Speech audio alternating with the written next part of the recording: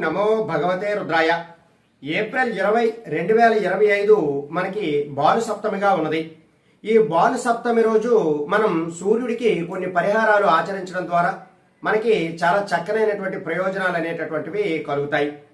అయితే ఈ భాను సప్తమి రోజు ఈ పరిహారాలు ఆచరించడం వలన మనకి ప్రధానంగా పూర్వీకుల వద్ద నుండి ఉన్నటువంటి ఆస్తి తిరిగి వచ్చేటటువంటి అవకాశం ఎక్కువగా ఉంటుంది.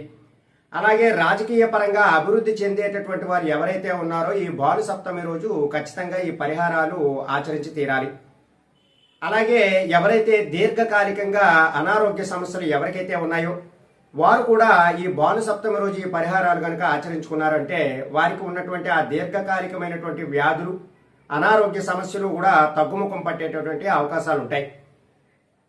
ప్రత్యేకంగా ఈ భాను సప్తమి రోజు మనం సూర్యుడికి ఇచ్చేటటువంటి ఈ ప్రత్యేకమైన అర్ఘ్యంతో నేత్ర బాధలు అనేటటువంటివి మనకి ఖచ్చితంగా తొలగిపోతాయి. కాబట్టి ఈ భాను సప్తమి రోజు మీరు ఈ యొక్క పరిహారాల్ని ఖచ్చితంగా ఆచరించడానికి ప్రయత్నం చేయండి. ముందుగా భాను సప్తమి రోజు మీరు స్నానం చేయాలి. అది ఏ స్థానం అంటే సూర్య స్థానం. ఈ స్థానం ఎలా చేయాలి అంటే మీ యొక్క గృహంలో మీరు ఒక పీటని ఏర్పాటు చేసుకుని ఆ పీటకు చక్కగా పసుపు రాసి కుంకుమ బొట్లు అలాగే వరిపిండితో బొట్లు కూడా పెట్టిన తరువాత ఆ యొక్క పీట పైన మీరు ఒక సర్కిల్ వేయాలి. అంటే సూర్యుడు మనకి రౌండ్గా ఉంటారు కాబట్టి, గుండ్రంగా ఉంటారు కాబట్టి ఒక సర్కిల్ గుండ్రంగా వేయాలి. అలా వేసిన తరువాత దానిపైన దర్భలను ఉంచాలి.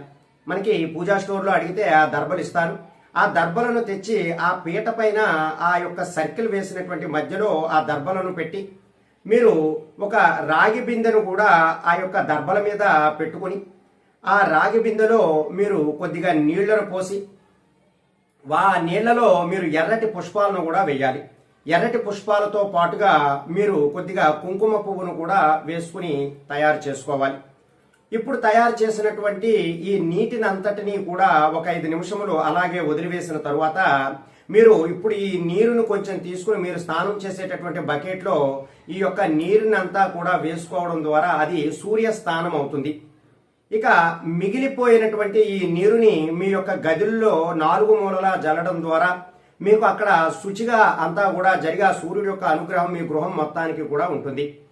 ఇప్పుడు ఈ మిగిలిపోయినటువంటి నీటిలోనే కొంచెం కుంకుమ కలిపినటువంటి అక్షంతలను వేసి అలాగే ఈ నీరుని అంతా కూడా ఒక రాగి చెంబులో తీసుకుని మీరు సూర్యుడికి ఎదురుగా నిలబడి ఈ యొక్క అర్ఘ్యాన్ని విడిచిపెడుతూ ఉండాలి. ఎప్పుడైతే ఈ సూర్యుడికి మీరు అర్ఘ్యం విడిచిపెడుతూ ఉంటారో ఆ సమయంలో ఓం హ్రీం గృణి సూర్య ఆదిత్య శ్రీం అనేటటువంటి మంత్రాన్ని మీరు చెప్పుకోవాలి. ఓం హ్రీం గృణి సూర్య ఆదిత్య శ్రీం ఈ మంత్రం మీరు చెప్పుకుంటూ ఆ యొక్క చెంబులో ఉన్నటువంటి రాగి చెంబులో ఉన్నటువంటి అర్ఘ్యాన్ని విడిచిపెట్టడం ద్వారా మీకున్నటువంటి ప్రధానముగా నేత్ర బాధలు అనేటటువంటివి తొలుగుతాయి. ఇక్కడ మనం సూర్యుడికి స్నానం కూడా ఆచరించాము, అలాగే సూర్య స్నానాన్ని ఆచరించాము, సూర్యుడికి అర్ఘ్యాన్ని కూడా సమర్పించాం. ఇంకా సూర్యుడికి ప్రత్యేకంగా దానం కూడా చేయాలి. సూర్యుడి యొక్క దానం ఏమిటి అంటే మనం 1 కేజీ గోధుమలను ఆ రోజు అంటే ఏప్రిల్ 20, 2025 నాడు భాను సప్తమి రోజు మీరు ఎక్కడైనా మీకు దగ్గరలో ఉన్నటువంటి దేవాలయంలో 1 కేజీ గోధుమల్ని మీరు దానం చేసినా సరే మీకున్నటువంటి అనారోగ్య సమస్యలు అనేటటువంటివి ఖచ్చితంగా తీరుతాయి. అలాగే ఉద్యోగంలో ప్రమోషన్ కూడా వచ్చేటటువంటి అవకాశాలు చాలా ఎక్కువగా ఉంటాయి. ఇంకా మనం ఇప్పుడు అర్ఘ్యాన్ని సమర్పించాము కదా, ఆ అర్ఘ్యంలో గనక ఎండు మిరపకాయలలో ఉన్నటువంటి ఆ యొక్క మిరపకాయ గింజలను కూడా వేసి మనం ప్రత్యేకంగా ఈ యొక్క అర్ఘ్యాన్ని కనుక సమర్పించినట్లయితే మనకి ప్రమోషన్స్ కూడా, ఉద్యోగంలో ప్రమోషన్స్ కూడా వచ్చేటటువంటి అవకాశం ఎక్కువగా ఉంటుంది. రవిగ్రహం అంటే సూర్యగ్రహం ప్రధానంగా మనకి రాజకీయ అభివృద్ధికి, గవర్నమెంట్ జాబులకి, అలాగే ఉద్యోగంలో అభివృద్ధికి, ఆరోగ్యమునకు అన్ని విధాలుగా కూడా ఈ యొక్క గ్రహం సూర్యగ్రహం మనకు ఉపయోగపడుతుంది. కాబట్టి భాను సప్తమి అంత ప్రసిద్ధి చెందింది. అందులోనూ మనకి ఆదివారం నాడు ఈ సప్తమి తిథి వచ్చింది కాబట్టి ఏప్రిల్ 20, 2025 చాలా ప్రసిద్ధమైనటువంటి రోజు. కాబట్టి ఈ భాను సప్తమి రోజు మీరు ఈ పరిహారాలన్నీ కూడా ఆచరిస్తూ వెళ్తూ ఉండాలి. అలాగే ఈ భాను సప్తమి రోజు మీరు ఉపవాసం ఉండడానికి కూడా ప్రయత్నం చేయాలి. అయితే ఈ ఉపవాసం మీరు ఎలా చేయాలి అంటే ఉదయం నుండి సూర్యోదయం నుండి సూర్యాస్తమయం వరకు కూడా ఏమీ తీసుకోకుండా ద్రవాహారం కానీ ఏ ఆహారము కూడా తీసుకోకుండా మీరు సూర్యాస్తం అయిపోయిన తరువాత చక్కగా గోధుమ పిండి బెల్లము కలుపుకొని మీరు ఆహారాన్ని తీసుకోవడం ద్వారా మీకు మంచి ఫలితాలు అనేటటువంటివి కలుగుతాయి. ఇది సూర్య ఉపవాసం అంటారు. అంటే ఈ యొక్క సూర్య స్థానము కానివ్వండి, లేదా సూర్యుడికి సమర్పించినటువంటి అర్ఘ్యము కానివ్వండి, అలాగే సూర్యుడికి సమర్పించేటటువంటి దానము కానివ్వండి, అలాగే ఈ సూర్యుడి యొక్క ఉపవాసం కానివ్వండి, అలాగే సూర్యుడి యొక్క దీపాన్ని కూడా మీరు వెలిగించాలి. అయితే దీపం ఎలా వెలిగించాలి అంటే మీ యొక్క దేవుడి గదిలో మరలా ఒక చక్కనైనటువంటి పీటను తయారు చేసుకుని దానికి చక్కగా పసుపుని అంతటినీ కూడా రాసి దానిపైన చక్కగా మరలా కుంకుమ బొట్లన్నీ కూడా పెట్టిన తరువాత మరలా మీరు ఏం చేస్తారంటే ఒక సర్కిల్ గీయాలి. మరలా ఒక సర్కిల్ గీసి ఆ సర్కిల్ మధ్యలో ఒక పెద్ద మట్టి ప్రమిదను పెట్టాలి. ఆ మట్టి ప్రమిదను పెట్టి మీరు 12 ఒత్తులను మీరు వెలిగించాలి. అయితే ఈ మట్టి ప్రమిదలో ఖచ్చితంగా నువ్వుల నూనెను వేయాలి.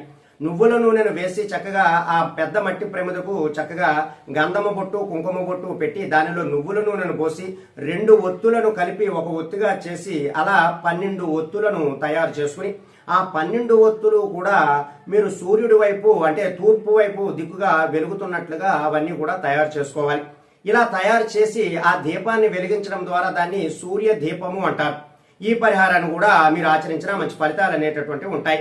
ఇంకా చివరిగా ఇవన్నీ మేము ఏమి చేయలేమండి, మాకు ఇవన్నీ చాలా కష్టంగా ఉంటాయి, మేము ఇవన్నీ చేయడానికి మాకు ఎక్కువ సమయం పడుతుంది, మేము అన్ని చేసుకోలేము అనేటటువంటి సందర్భంలో మీరు ఓం సవిత్రే నమః అనేటటువంటి ఈ మంత్రాన్ని మీరు భాను సప్తమి రోజు ఉదయం నుండి సాయంత్రం వరకు కూడా ఈ మంత్ర జపం అనేటటువంటిది ఆ రోజంతా కూడా జపించినా సరే ఎన్నిసార్లైనా జపించవచ్చు.